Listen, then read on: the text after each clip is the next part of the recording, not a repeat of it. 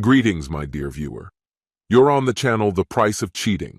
The channel is for those who appreciate traditional family values and condemn adultery. So be sure to subscribe to the channel. Let's get started. Here we are again, sitting in the waiting room outside the family therapist's office, the one my wife insisted we see. Week after week for 2 months now, we've been coming here, and today marks our 10th session. But neither she nor the therapist knows that this will be the last one. I've made up my mind, and it's a surprise they won't expect. After today, they can analyze our problems all they want, but without me. As for the payments, that'll be my wife's responsibility. Maybe you've heard stories about therapists with questionable methods, but I never thought I'd encounter one firsthand. In my mind, I call her the fraud. Her bias is evident. She's clearly prejudiced against men and seems solely interested in justifying my wife's actions without considering my perspective. Violetta chose this therapist herself, ignoring my reservations. Hardly surprising. We could have chosen someone neutral together, someone who could help us rebuild our relationship. But Violetta insisted on her choice, creating a setup where she could steer each session in her favor. I'm not against therapy per se. It's just that I can't call this therapy. Every issue Violetta brings up somehow comes back to me. Thomas, you have to understand that you haven't provided enough for your wife. But that ends today. Perhaps, though, it's worth explaining how we got to this point. Violetta and I met in college, married right after graduation, and have been together for 30 years.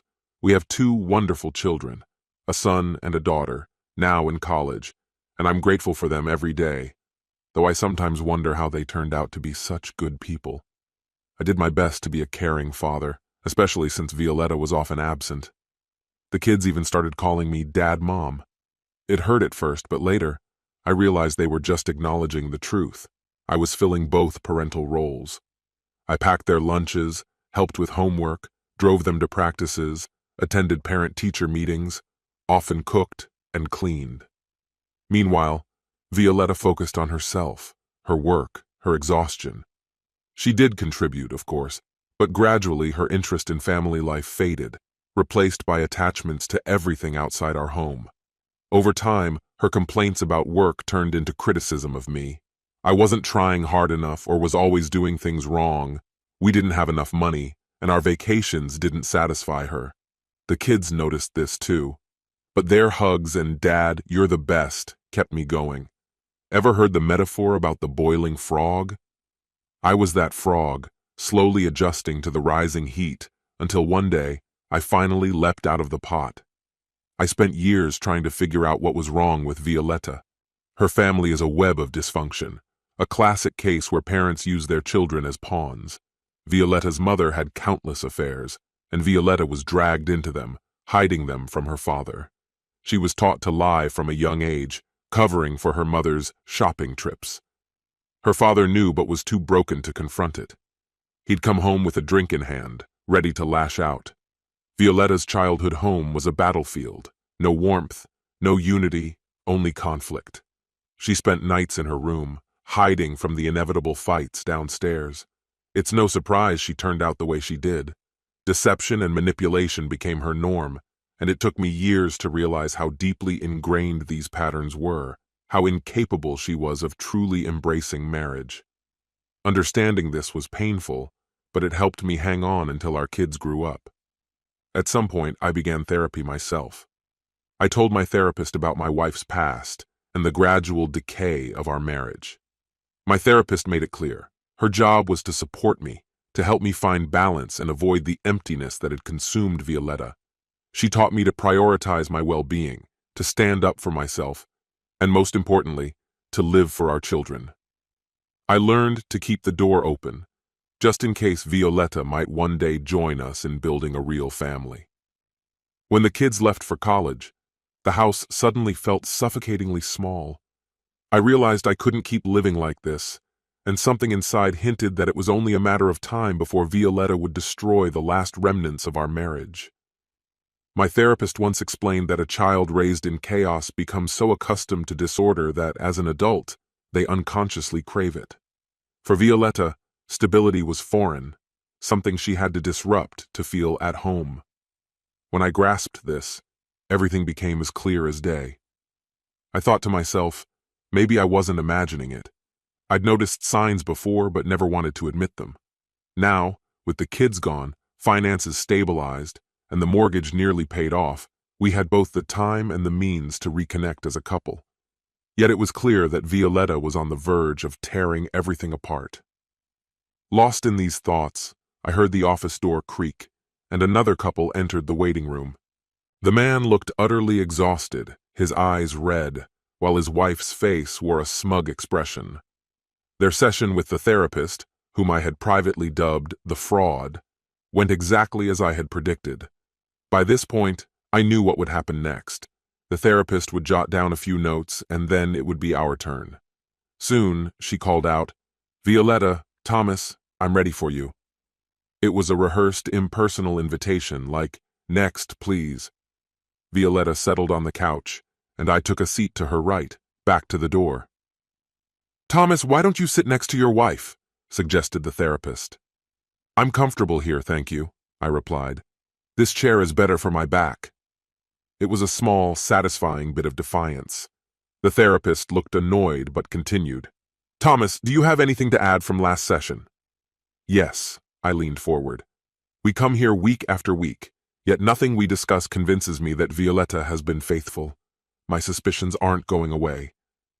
Before Violetta could respond, the therapist cut in. "Thomas, I've told you there's no reason to believe your wife is unfaithful. This is all in your head, and it's time to put it to rest." Ignoring my reaction, she turned to Violetta. "So, what would you like to discuss today?" Her bias was almost laughable. Violetta began listing my supposed faults, focusing on how I don't support her. She spoke without hesitation, airing her grievances. "He's annoyed when I work late, doesn't like me going out with friends, and always wants to know where I am." The therapist nodded in sync with Violetta's complaints, as if they had fallen into a familiar rhythm. My thoughts began to drift. In one of my first solo sessions, before I fully grasped the fraud's bias, I had admitted that I suspected Violetta of cheating. I had no proof, just intuition. The therapist dismissed it immediately, saying it was all in my head. Now, months later, my suspicions had only intensified, and I'd long since lost respect for her opinion. "Thomas, are you listening?" The therapist's voice pulled me back. "Yes, I heard," I replied. "Apparently I don't support her." "Violetta says you're ignoring her needs," the therapist continued. "You don't respect her work schedule, and you're jealous of her time with friends." I looked her square in the eyes. "The problem is, I feel like she's been unfaithful. I can't just ignore that." Her face tightened with irritation. "Thomas, it's time to let go of these childish doubts. I've told you repeatedly, Violetta isn't cheating. She deserves a partner who can manage his own insecurities. If you can't, maybe she'd be better off with someone who can." Her voice was laced with disdain, and then she turned to Violetta. "He no longer cares for the house as he once did. The grass grows tall and wild as if out of spite, and the peeling paint seems to cry out for help, and that's just the beginning." My reaction was too obvious. "Thomas, why are you smiling?" Violet asked irritably. "This is supposed to be serious." I muttered an apology, barely sincere. But even as I said it, my thoughts started drifting again, drowning out her words. Violet insists on getting to our therapy sessions by herself. I work very close to her route. We could easily go together. But no, she firmly claims she'll meet me there. And the strange thing, her evenings after the sessions always ended up occupied by something. Finally, exhausted by suspicion, I hired a private investigator to follow her on those days. It didn't take long to confirm my fears. Every Thursday, like clockwork, she met with Grayson Gonzalez at a hotel by the highway. This wasn't a fleeting affair. Their meetings had become a ritual. Suddenly, everything became clear. This affair had started a long time ago, meticulously planned. Even in her infidelity, Violet remained guarded, as if still holding something back. She was broken in ways I hadn't even realized, always on edge, even in unfaithfulness. They even rented a regular room, allowing the detective to install a camera and record everything. From then on, therapy sessions were merely a cover while I gathered evidence. Now I had 3 adversaries: my wife, Grayson, and the so-called therapist. When everything was ready, I arranged a meeting with Grayson's wife, Lillian, and handed over the files.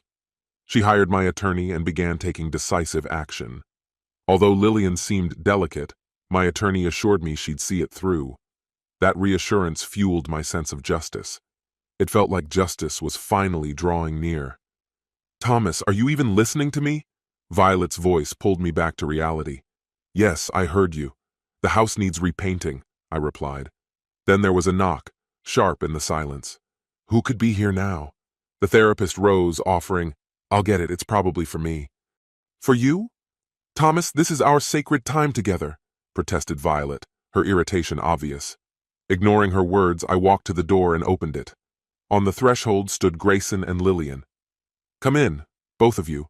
Perfect timing," I smiled. Grayson looked unsettled, while Lillian, despite a trembling hand on her cane, was resolute.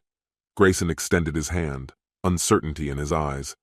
"My wife arranged everything. I'm not sure why we're here." "Let me explain, Grayson." I gestured to the sofa. "You know my wife Violet, don't you?" His face went pale and he began to stammer. I've heard of her, but we never—" "No need to pretend, Grayson," I interrupted calmly. "After all, this is a safe space, as the fraud would say." The therapist, who had been silent until now, finally spoke, her voice tense. "Thomas, what is going on here?" I just smiled, letting the truth fill the room, ready for the secrets to unravel. "Why are you interrupting such a meeting?" she asked, trying to keep her voice steady but firm. "Apologies, Miss Jacobs. This is Grayson Gonzalez, the man my wife has been seeing for almost 2 years, I replied, and my words rang out like an accusation. Before anyone could interrupt me, I continued, "If anyone thinks this is just paranoia, let me assure you it's all very real. I have plenty of photos and videos of them together, like at a hotel, for instance." I looked over at Grayson and gestured to the empty chair next to Violetta. "Why don't you take a seat beside her, Grayson? Since you're willing to share a bed, surely a chair won't trouble you." Then I turned to Lillian and gently kissed her on the cheek. "Lillian, always a pleasure to see you. How do you find this place? Quite cozy, isn't it?" Lillian accepted the invitation with a smile, her gaze meeting her husband's piercingly. I took a seat across from them, leaving the coffee table between us. Violetta and Grayson were to my right, while the swindler, clearly stunned, sat to my left, her mouth opening and closing in silent shock. "Isn't it cozy?" I noted. I turned to Lillian again. "You look wonderful as always. How was your day?" "Better than usual, Thomas," she replied with a hint of relief in her voice.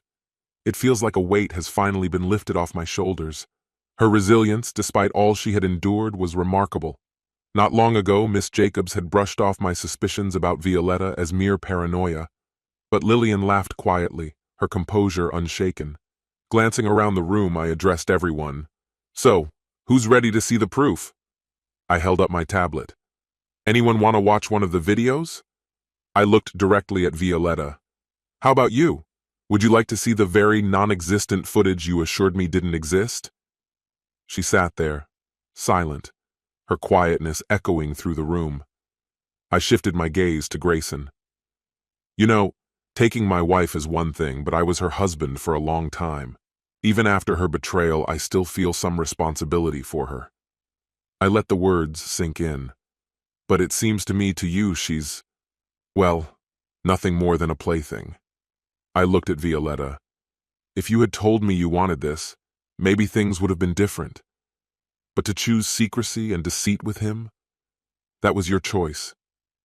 Violetta's face crumpled, tears streaming down her cheeks. Yet her grief was hard for me to comprehend. She knew our marriage was over. Grayson's marriage was also finished. Now they could be together. So what were the tears for? She had shown me I was nothing to her, except as a support she couldn't find within herself. Finally, Violetta spoke, her voice trembling. "I never wanted you to find out this way. I'm sorry, Thomas. I never meant to hurt you." She kept murmuring apologies and regrets.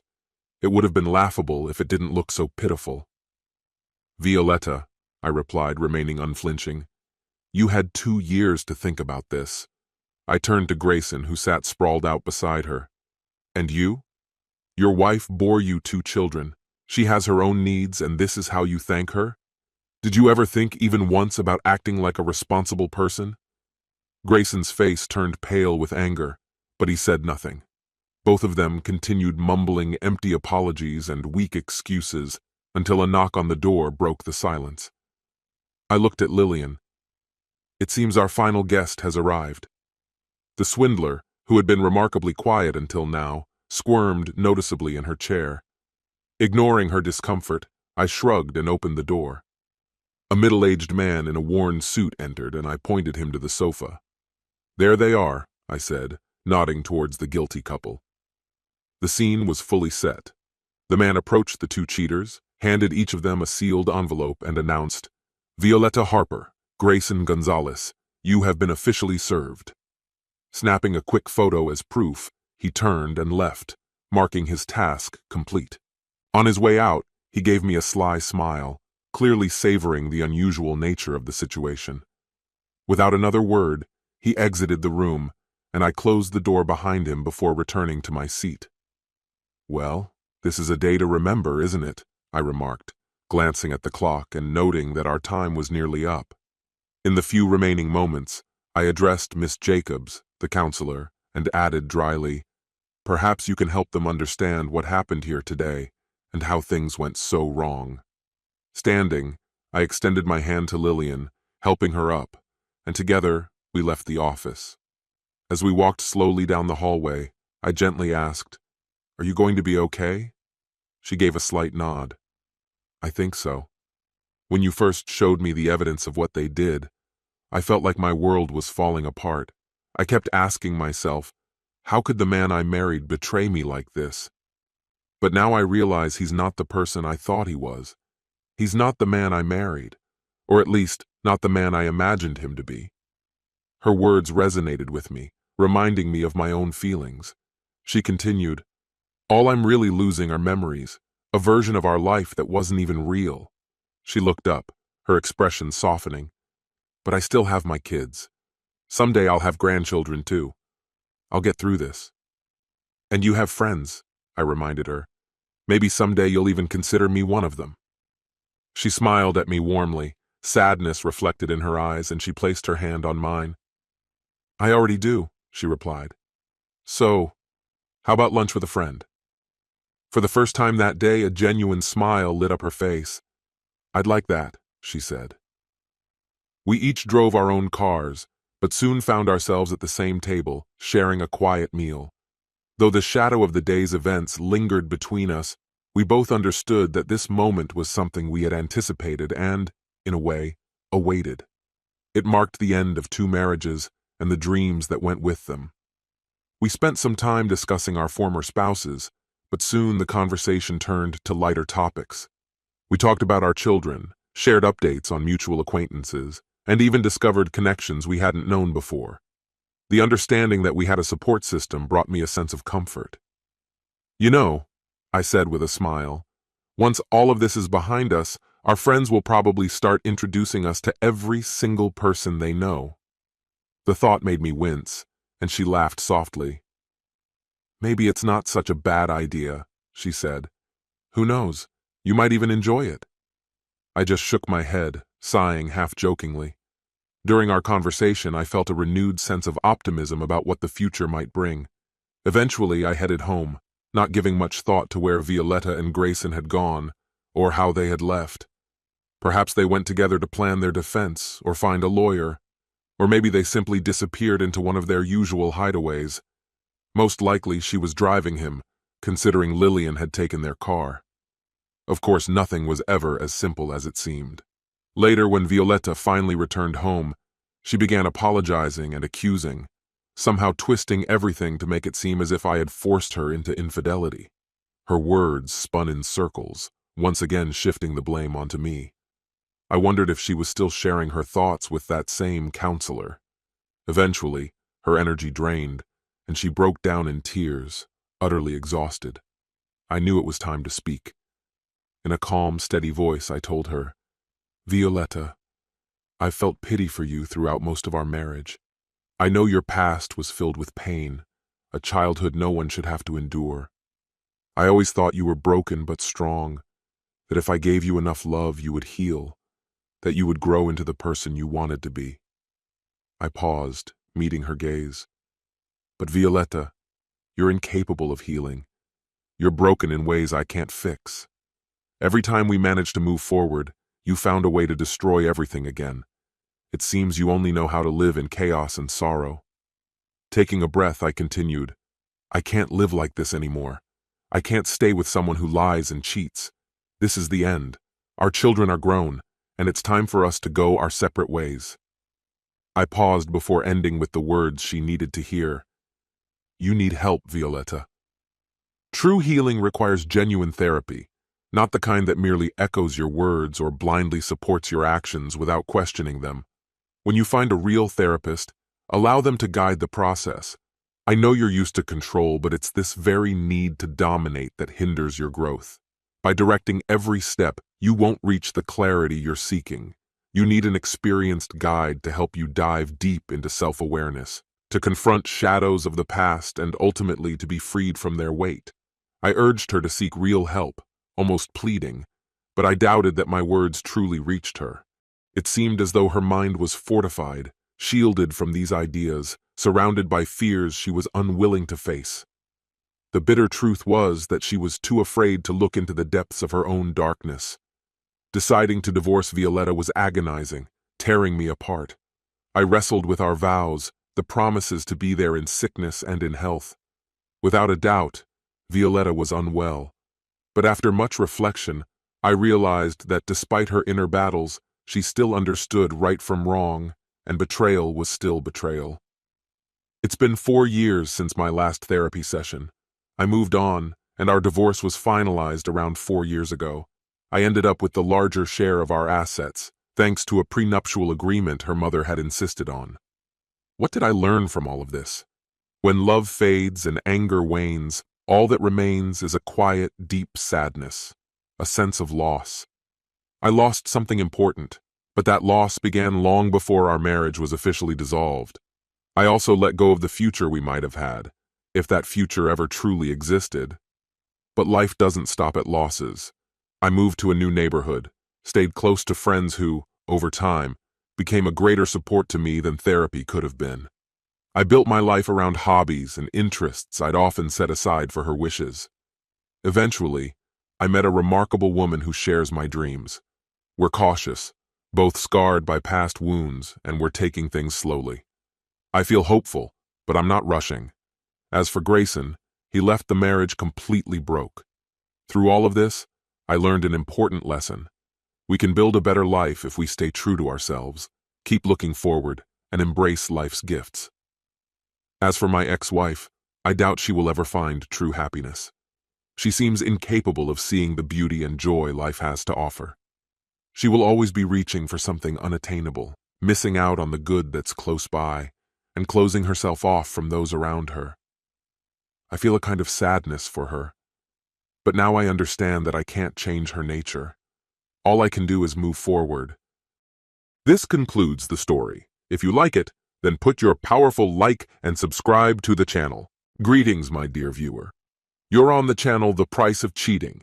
The channel is for those who appreciate traditional family values and condemn adultery. So be sure to subscribe to the channel. Let's get started. When the last guests had left, my wife and I exchanged quiet goodbyes on our porch. Every holiday season, Camilla and I opened our home to neighbors, and this tradition had gradually attracted more and more guests. What had started as a small gathering for 4 neighboring couples eventually grew into a large event. This year, over 40 people gathered in our home, about a third of whom weren't even from our neighborhood.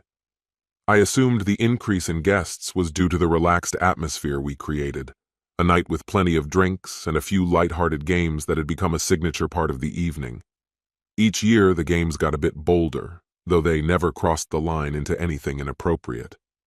Most of the guests were like us, working parents between 35 and 45, many of whom balanced raising kids with building careers. Our parties were far from wild college blowouts, but they gave friends a chance to unwind and relax a little. People brought more food than we could eat, and I, along with the other guys, made sure there was always enough to drink. Initially, I didn't mind when a few neighbors started inviting friends from outside, until this year. This time, Camilla decided to invite a few of her work colleagues without discussing it with me. Among them was Ron Stevens, her co-worker from the sales department. They'd been working together for about 7 years, and I had an uneasy feeling that their friendship had recently grown too close. Camilla and Ron often traveled together on business, attending lengthy sales conferences a few times a year. In the days leading up to the party, the tension over Ron had been building at home. His presence in our house soured my mood. I tried to keep myself busy, taking out the trash and tidying up, but eventually found myself in the kitchen where Camilla was finishing up the cleanup. I couldn't hold it in any longer and spoke up. "Why did you think it was a good idea to invite Ron and your colleagues to our neighborhood party?" "I like them," she replied calmly. "I thought they'd enjoy meeting our friends. They fit right in. Why does this bother you?" "Camilla, you know how I feel about your friendship with Ron, yet you brought him into our home without even giving me a heads up." "Joseph, this is my home too. I don't need your permission to invite someone to my party," she shot back. "So you think it's fine to humiliate me by bringing your buddy here, right in front of everyone, our friends and your co-workers? Didn't you see the way people were looking at us?" She shook her head, annoyed. "What are you even talking about? Ron is not my buddy, and no one was looking at us funny. You're letting jealousy cloud your judgment, and I'm tired of it." "Oh, really? Then explain why you sneaked upstairs with him. What was that about, Camilla? What needed discussing with Mr. Perfect up there?" "Are you kidding me? We weren't sneaking off anywhere. He just needed the bathroom and the one downstairs was occupied. We were gone for a minute, maybe 2. "Another lie," I shot back. "You were up there for over half an hour. Your friend Gail tried to distract me, probably so I wouldn't notice you slipping away with him." "You're just being ridiculous," she replied, rolling her eyes. "Gail was just making conversation. I don't know why you think she needed to do anything else." At the mention of lying, Camilla went silent, her sales skills unable to mask a lack of honesty. Her disregard for my feelings and the unexpected invitation of her friend was the last straw. I couldn't take it anymore. Without a word, I headed upstairs as she shouted after me, her voice echoing down the hallway. Once in the bathroom, I began packing my things, feeling the weight of her betrayal settle in my soul. As I was packing my things, my deodorant slipped from my hand and crashed to the floor. I bent down to pick it up, and at that moment, something in the trash can glinted gold. My heart skipped a beat, and my hand froze on the edge of the bin. Summoning the courage, I reached in and pulled out a small, shiny object. No, it was a contraceptive wrapper. And that changed everything. After the birth of our second child, I'd had a vasectomy, so we had no need for contraception. All the doubts I had been trying to push away suddenly became crystal clear. She was cheating on me. At that moment, Camilla burst into the bathroom, still accusing me of being paranoid. Slowly, I stood up, holding the wrapper between us like undeniable proof. Paranoia? No. This was irrefutable evidence. Her face changed, her eyes widened, then narrowed defensively. "Someone must have planted it as a joke," she claimed. "It's not what you think. Enough lying. I'm sick of it, Camilla." "Joseph, please," she whispered, her voice trembling. "It's some kind of misunderstanding, I swear." "Yes," I replied, gritting my teeth. "A huge mistake." "No, that's not what I meant. Please let me explain," she was nearly begging. "I think I know how this story goes," I cut her off. "You slipped away from the party to meet him while I was downstairs with your friends. Right here, in our home. Did that thrill you?" Despair clouded her face. "It wasn't like that. Please, just listen."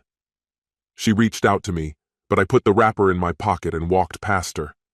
Ignoring her desperate apologies, I went into the guest bedroom, shut the door, and locked it just as she reached for the handle. "Joseph, let me explain. It's not what you think," she pleaded from the other side of the door. Her voice grew louder, muffled by the door, her fists pounding as she begged me to listen. To drown her out, I turned on the TV and increased the volume until her pleas faded into the noise. Sleeping was impossible. Thoughts raced through my mind, replaying every late night at work, every business trip, every conference. Was Ron with her each time? The thoughts tormented me, robbing me of any peace. Memories of her frequent absences surfaced, each one now feeling like another stab of betrayal. Tears streamed down my face as I imagined explaining this to our daughters, telling them why their mother and father wouldn't be together anymore. How could she betray us like this? How could she hurt them and me so deeply? Had I driven her to this? I began questioning everything, our marriage, my role, every argument, every cold silence. Pain, confusion, anger, all of it crashed over me, pulling me under. Sleep didn't come at all. Finally, morning arrived, sunlight piercing through the blinds, cruelly reminding me that reality wasn't going anywhere. I rose, ready to do what had to be done. Pulling back the dresser, I unlocked the door and stepped into the hallway, prepared to face whatever lay ahead. I glanced to the side, barely shifting my position, and noticed Camilla lying on the bed, still immersed in sleep. Quietly closing the door behind me, I slipped into the guest bathroom to freshen up. Then, I dressed and headed to the kitchen, pouring myself a cup of coffee. Just as I was about to set my mug down on the table, Camilla entered, disheveled and tired, with red eyes and a flushed nose, probably from a mix of emotions and a hangover. Even in this state, she was beautiful, though a painful feeling stirred in my chest once again. How did we get here? There's some coffee left, I mumbled, nodding toward the kitchen cupboard. Her mug was already set out, with the usual drop of skim milk, just how she liked it, a habit I couldn't shake despite everything that had happened. She poured herself some coffee and sat across from me. "Joseph," she began softly, "I really messed up. I thought I was being smart, that you'd see things differently, but now it's clear I just ruined everything. I'm sorry. You didn't deserve this." "Oh, thank you," I replied with sarcasm in my voice. "Thank you for allowing me to be angry. How generous of you. You bring your boyfriend into our home, where all our friends and your colleagues could see, and now you give me permission to be upset. Very thoughtful." "No, wait," she pleaded, her words spilling out as she stood up. She came over to me, gripped the edge of my chair, and turned it so she could sit on my lap, wrapping her arms around my neck. "Please, Joseph, just listen to me. 5 minutes. That's all I'm asking." I turned away, dodging the kiss she tried to place on my cheek. Her voice trembled with desperation, and tears ran down her cheeks. Despite the anger boiling inside me, something held me back from pushing her away or telling her to leave. As much as it hurt, I knew I could never be cruel to her. Taking a deep breath, I slowly exhaled. "Fine, Camilla. 5 minutes. But get off me," I said coldly. 5 minutes. "But I'll stay here until I explain," she insisted, holding my gaze. I glanced at the clock. She took a deep breath as if gathering the courage before continuing. "It was so foolish. Last night was just a game, at least until Ron ruined everything." I raised an eyebrow. "Go on." "You've been saying for months that you don't trust Ron, that I couldn't handle him. It was like you thought I'd fall for his advances, even though I told you countless times that he meant nothing to me. It felt like you saw me as some naive girl who'd fall for any trick." "Seriously, Joseph? You think I'd choose someone like him? Or anyone else for that matter?" She looked down, pausing before admitting, "Yes, he did try to make a move, just like others have. Even clients flirt sometimes, thinking I'd humor them for a successful deal. Joseph, let's clear something up. I'm fully aware of how I look, and the thoughts that can sometimes cross men's minds. But believe me, I never say yes, not once. I've learned how to decline in a way that doesn't hurt their pride, sometimes even with a smile if it helps. But it's always a firm, unwavering no.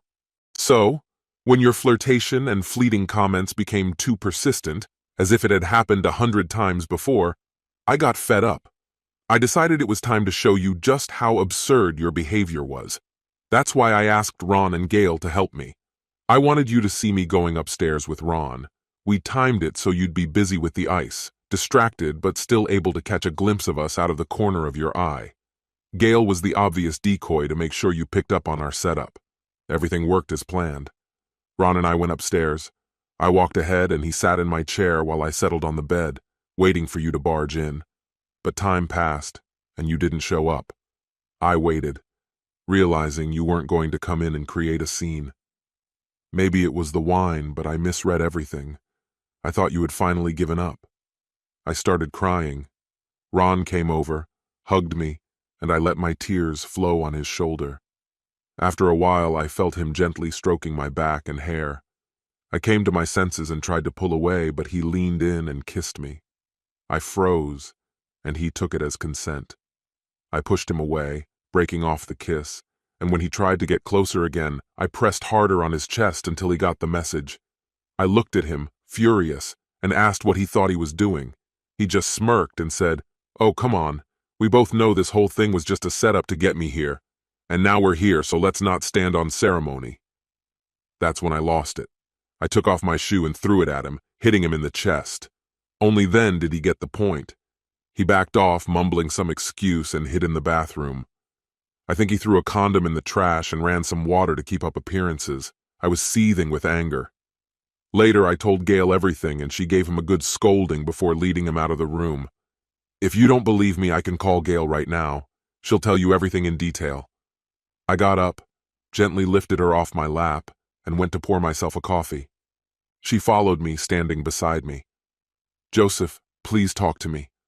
I know you're angry, but I didn't betray you. I told you everything. I didn't want anything from him.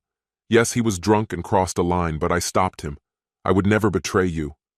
The kiss wasn't part of my plan, and ending up in that situation was the last thing I wanted.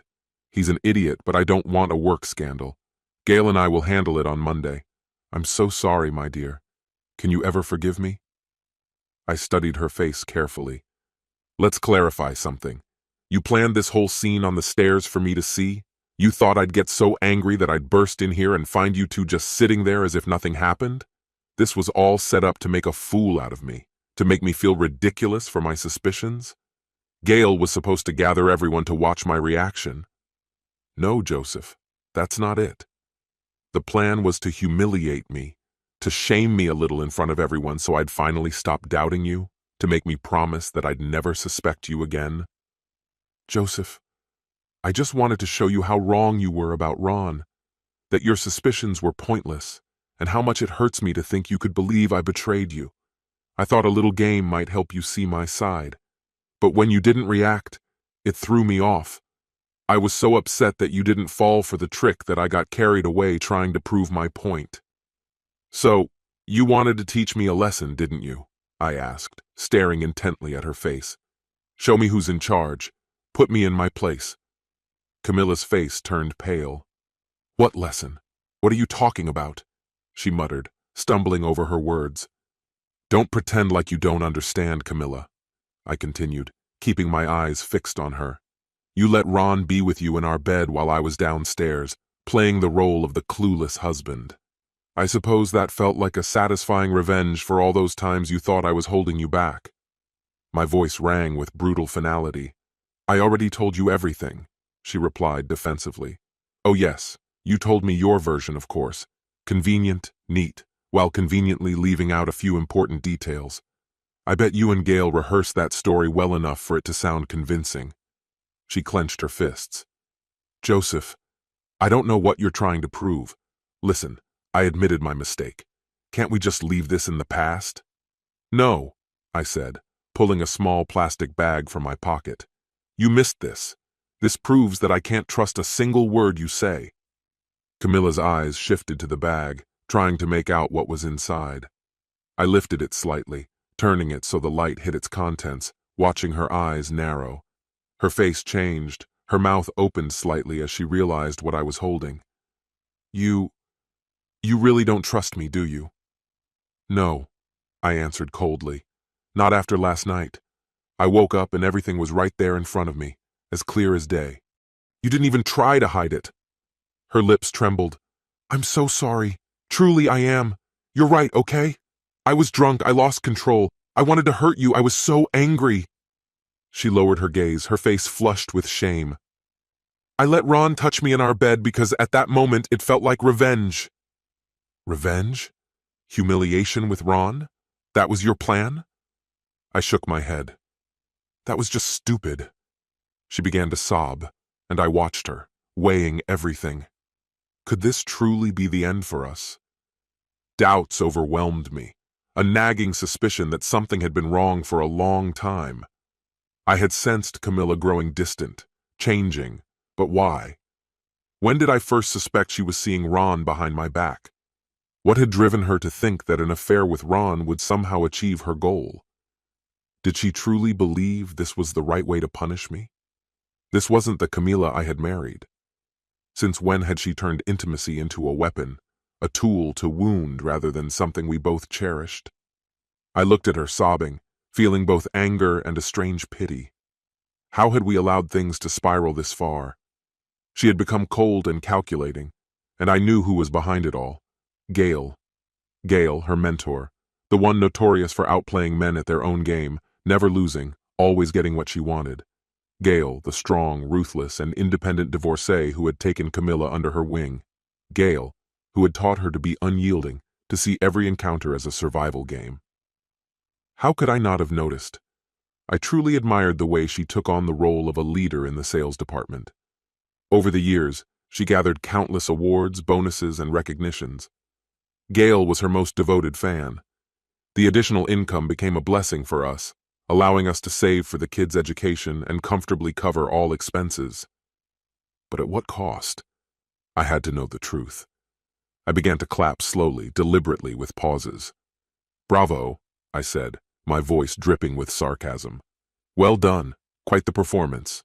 Clever move, I'll admit. Gail taught you well. When you realized you were losing with Ron, you changed tactics and switched to this emotional apology, hoping I'd fixate on a single mistake. A mistake made in a moment of frustration, clouded by a couple of glasses of wine, one that you thought the father of your children might forgive for the sake of the family. It's cunning, I'll admit. You're banking on my attachment to the kids to outweigh my anger over your mistake." "And why wouldn't you?" I continued, barely holding back. "You admitted it was a scheme to humiliate me. You showed remorse and apologized. What more could you do?" The tears disappeared. Camilla froze, her gaze locked on my face, trying to catch even a hint of where I was heading. She was silent, but I could almost hear her thoughts racing, struggling to regain control of the situation. "Camilla, I believe what you told me about Ron and what happened at that party," I finally said. "Sorry for suspecting you of cheating. I now understand it was just that one time." "Yes, only once," she replied quickly, her voice filled with humility. "A foolish mistake, I swear it will never happen again." She came closer, looking at me pleadingly. "Please, let's just leave this in the past. I love you. Please." "Even if I could forgive the humiliation and that incident with Ron," I responded, "there's something else." "What do you mean, something else? What are you getting at?" she asked, a flicker of panic in her eyes. "It took me too long to piece everything together.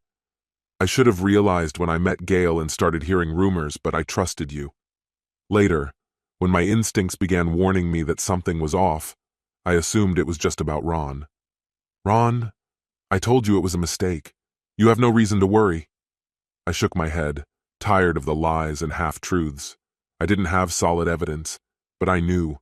Deep down, I knew I'd lost her long ago. The woman I once loved with all my heart was no longer here. Gail had shown her an easy path to success, and Camilla had chosen to follow it. She broke her promises on her own, opting for this life. And for what? A bigger salary? Feeding her vanity? A fleeting thrill? It didn't matter why. "Camilla, I know who you've become. I know the real reason behind your success in sales." The shock on her face told me everything. It was just a moment, but it was enough to reveal the truth before she tried to hide it behind a forced smile. "Joseph, dear, I thought we'd already moved past this," she said, trying to sound calm. "I confessed to that one mistake with Ron. I don't know what you're talking about. I'm not sure exactly what you think you understand, but I'm tired of all this chaos and just want to return to a normal life. Right now, we need to pull ourselves together, get things in order, and bring your daughters back. They may enjoy spending time with your parents, but I know they miss you, their father. And that's exactly what we did. I spent the rest of that day with my girls, savoring each moment and planning my next steps. By Monday, I was in my lawyer's office, initiating the divorce process on grounds of irreconcilable differences. Though she warned me not to set my hopes too high, she filed a petition for joint custody, with me as the primary guardian. I decided to serve Camilla the papers at her workplace, hoping to draw Gail's attention. The same day, right after I confirmed Camilla had been served, my phone rang. "Joseph, have you lost your mind?"